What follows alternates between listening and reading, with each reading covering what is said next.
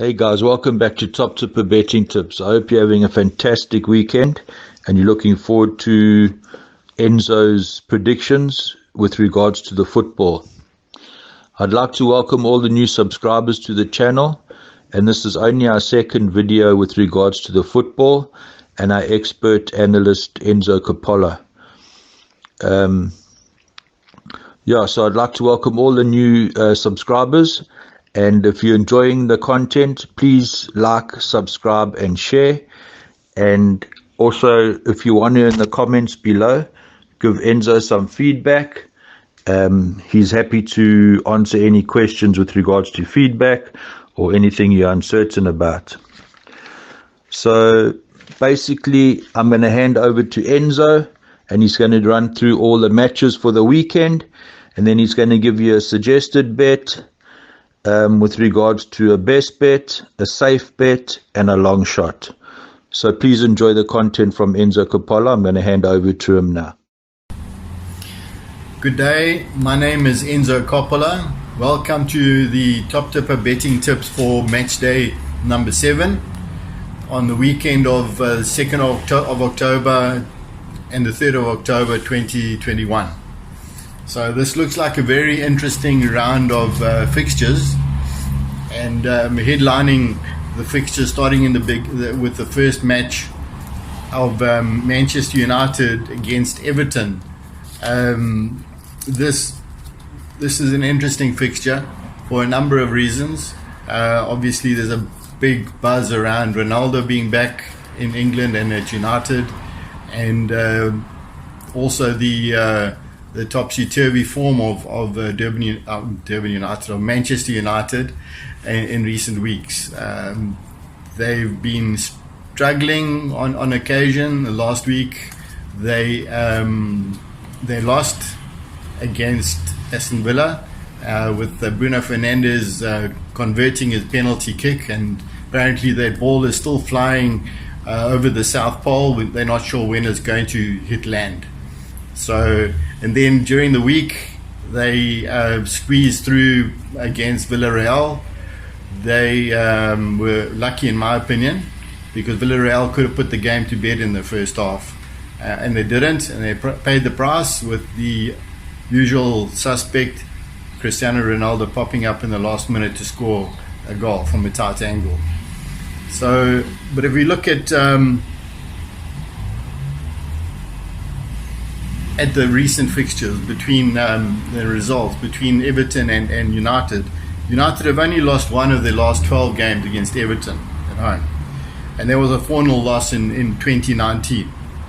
And another landmark for this particular match is it's Ronaldo's 200th Premier League appearance, and in these matches he scored 87 times out of 200, which is an excellent strike rate. And he'll be the 24th different United player to reach 200 games. However, United have come off, like I said, a difficult loss during the week, win against Villarreal, whereas Everton had the week off, and so they had a whole week to plan for this match. And Wan-Bissaka is back for United. Luke Shaw is still ill, he's out. Harry Maguire is still out, and so is Rashford. So that does deplete United a little bit. Whereas with Everton, Rafa Benitez, if he wins this game on the weekend, he'll be the first manager in the Premier League history to have beaten United at Old Trafford with 3 different clubs. The previous two times he did it was with Liverpool and Chelsea. So that's a bit of a milestone for him if he can achieve it. He's been relying a lot on Andros Townsend.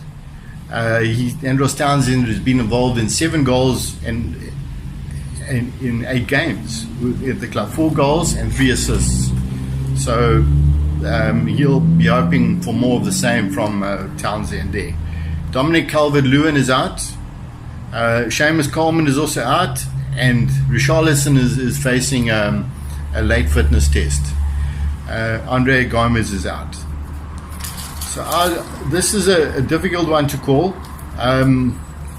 only because of United's recent form and the fact that they can't seem to create clear-cut chances when they're in the final third. They enjoy a lot of possession in midfield, and but in the final third, they seem to not have that same cutting edge. One of the reasons, in my opinion, is because they're playing with inverted wingers. That seems to be a modern thing. Inverted wingers means the right foot on the left and the left foot on the right. And for me, that denies the striking force of a guy like Ronaldo, who thrives on crosses. And if you look at United's history, when they had Beckham and Giggs, they played as conventional wingers. And they put the crosses in with accuracy, and the guys, Ruud van Nistelrooy and all the other strikers, just were there to bury the goals. So I think that's what's missing in United, one of the reasons. Also, there doesn't seem to be much creativity around that final third. There's too many players expecting other people to take responsibility. Although they've got all the names, Fernandes, Pogba, you name it. It's just too defensive minded and not creative enough from Ole.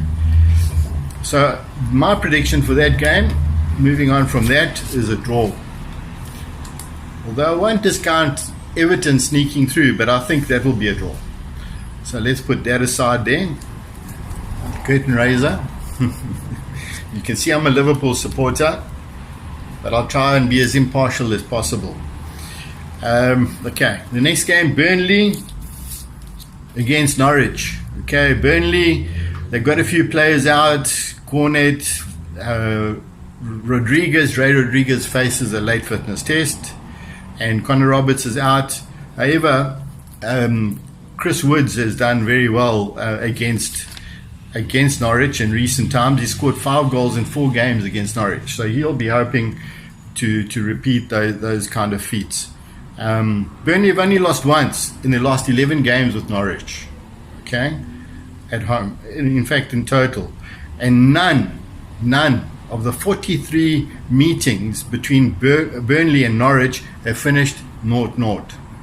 So I would expect more of the same. I don't think there's going to be a 0-0, and they've never had a 0-0 between the two teams, so I don't think it'll be a draw. And on the Norwich side, if Norwich lose this game, they'll be the first team in the Premier League history to have lost their first 7 games in the season. So they'll be trying to avoid that kind of ignominious record. So my prediction for that game, Burnley win. Maybe not a comfortable win, but it'll be a win nonetheless. Another interesting game, Chelsea-Southampton. This is interesting because Chelsea haven't beaten Southampton at home since December 2017. And going into this game, their form has been a little bit sketchy. They've lost 1-0 in 2 consecutive games, one against City and one against Juventus in the Champions League the other day. So, and what makes this a bit concerning from a Chelsea point of view and for their fans is that they had no shots on goal against City. No shots on goal. And against Juventus, only 1 shot on goal. So how can you hope to win any games if you're not scoring any goals? So, and also Chelsea have not scored in the first half in 5 games. Although, on the plus side for them, Lukaku seems to like playing against Southampton because he scored 9 goals in 12 games against Southampton. So that's good for him on that side. However, Southampton, although they're not, racking up massive points, they're still, in my opinion, a strong, solid team from the back. They press high. They play a 4-2-4. Okay, they haven't conceded in the league in the first 5 games in the first half of each game. Although their scoring rate is not good, they've only scored 4 goals in 6 games, but they do create a lot of opportunities. They do create a lot of opportunities. But the draws that they've got, one is against Man City, and one is against Man United. So if they want to defend, they can defend. They're good in the offside trap, and they're the team that's been caught offside the least in the league. So they're very disciplined, and They've got a couple of players out, Jack Stevens, Stuart Armstrong, and Armando Broja. He can't play because he's a loanee from Chelsea. So my prediction for that, Chelsea-Southampton, is a draw. Okay, we come to Leeds-Watford. Okay, Leeds-Watford. This interesting match. Two teams that are struggling at the moment. You could almost look at this as like a kind of a 6-pointer. Leeds have got Patrick Bamford out, but on the plus side, Rafinha's back in. The defender, Diego Llorente, is in. Okay, but a few other guys are out. Luke Ayling, Robin Koch. And these have never kept a clean sheet against Watford in 10 league games. Never kept a clean sheet at home against Watford. So Watford have beaten Leeds in their last 3 games, in fact, and they're unbeaten in their last 5 away games versus Leeds. And in those 5 games away at Leeds, they've scored 16 times. So Watford, you can't discount Watford, but I'm going for a draw for that game. Leeds-Watford, I'll go draw there. Wolves-Newcastle. Wolves beat Southampton last week, but they've drawn 1-1 against Newcastle in the last 3 seasons. Okay, 1-1 for 3 seasons. They haven't won at home yet. Wolves have not won at home this season. In fact, they haven't got a single point at home, and they've had more than 50 shots in 3 home games, but they haven't scored once. So scoring is obviously their problem there. Newcastle, they lost their first league games, but they bounced back with a couple of draws and so on.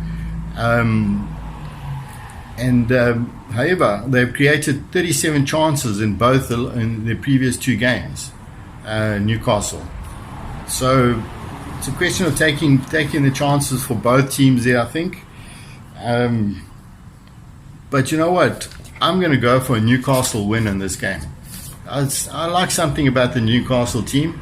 They seem to have a lot of guts, and they never give up. So I'm taking a chance there. I'm going Newcastle win. The odds there, you'll get pretty good odds there. You'll get like almost 4-1 for a draw there. Then we got Brighton, Arsenal. Brighton playing well. Last week, I think they against Palace. I think they changed their way of playing a little bit. They went a bit too defensive, and I think Palace made them pay for that. So I think if they play their normal game, Brighton could put the sword to Arsenal there. Although Arsenal's also on the comeback trail, they've won their last 2 games, so they've bounced back well. Granit Xhaka is out there, but Smith Rowe has signed a new long-term contract. I like their player a lot. So I think Arsenal, Brighton, a draw there. I go for a draw. Okay. Palace, Leicester. Leicester, if Jamie Vardy doesn't score, then they've got no one else to score goals there. So Leicester is going to be hard pressed to get a win there. The best they can hope for, I think, Leicester is a draw. But I'm going for a Palace win because they look a solid team. They're trying to move away from relying on Zaha too much, and I think they're starting to become more of a balanced team under Patrick Vieira. So I think they'll win on Saturday on the weekend. I think they will beat Leicester. It won't be a comfortable win. It will be a hard-fought win, but I give the nod to Crystal Palace there. Spurs Villa. Villa did well last week. Strong team, I think. They're looking good the last few weeks. Spurs a little bit shaky. They got hammered by Arsenal. Although they won in the week against a team I can't remember what the name is, but they won, so their tails are up a little bit. But this is the Premier League. It's a different story from the Europa League when you're playing unknown teams. So I think I'll give Spurs a little bit of credit there. Because they're playing at home, and so maybe Harry Kane will wake up a little bit and shake off his sulking story and decide to become a professional and work hard for his team. I think that'll be a draw. You'll get 2.5-1 there for a draw. West Ham Brentford. Last week I said that Brentford Liverpool would be a banana skin. and it seems like I was right there. Brentford are really a good team. They are a good team. They play with a lot of fire. They've got no inhibitions at all. They're not intimidated by anybody. They like to go for it. But West Ham at home is another story. West Ham at home could be a tough nut to crack. I don't want to go for a West Ham home win because I think Brentford, after doing so well against Liverpool last week, I think their confidence is up. So I'm going for a draw there as well. The main match of the weekend. When I say the main match, we know why. That's Liverpool Man City. Okay, I think it should hopefully be a good game. We don't want cagey affairs where teams are, but I don't think we'll get that with these two teams. I think both Klopp and Guardiola like to attack. They like to have the ball all the time. Liverpool's playing at home. Crowd's back. Looking fairly solid. Still unbeaten. Top of the log. I think Liverpool will win this game. And I think it should be fairly comfortable. Not because of emotions or anything like that. But I think if Liverpool can score early, it will open the game up. And City won't... they will make mistakes. They've been making a few mistakes. They've been made to pay recently. They're struggling to score freely like they used to. They don't have that focus point up front with the centre forward. They seem to think they can put anybody there and they can score goals. But they're squeaking through when they're winning, one or two goals if that. And they're struggling to really play that flowing, scoring football like they used to. They've got something missing up front there. The possession wins you no games, as we all know. So my money is on Liverpool there. So now if I've got to choose a best bet, for example, something that I might go for, say put a 50 Rand or 100 Rand on, I would go for a Newcastle win and a Spurs Villa draw. That will give you approximately 17 to 1 odds. 100 Rand can give you nearly 1700 Rand. Then if you want to go for a safe bet, let's go for a safe bet, like one that nothing's sure, nothing's ever guaranteed. You just don't know. Nobody knows. Otherwise we'd all be on a yacht in the Caribbean. But I think a safe bet is a Burnley win and a Palace win. Okay, there you'll get nearly 5 to 1 odds. So 100 Rand could give you nearly 500 Rand there. That's if you're not willing to take too much of a chance. But if you want a long shot, okay, a long shot that is not consistent completely with my previous predictions, but it's something that I would be prepared to take a small flutter on and take a chance on, is an Everton win. Can happen. Everton win and a Chelsea draw. That'll give you 30 to 1 odds. So obviously 100 Rand will give you more than 3,000 Rand return. So those are my ideas, my predictions, my thoughts. I welcome any kind of feedback from you, any suggestions, any ideas. If you don't like my shirt, well, you can write a letter to the 10th, the 100th floor and you can deliver it by hand. But no, thanks very much for watching. Really appreciate it. I look forward to hearing from you guys, and I hope that some of these results do come in. All the best. Thank you, Enzo. That was a great analysis of all the games. And I'm really looking to the matches this weekend. And hopefully you can steer the punters in the right direction. I see you've given quite a few draws. So if they want to, they could add in the win and the draw in those matches. And they can make up their own minds after the input that you've given with regards to the football.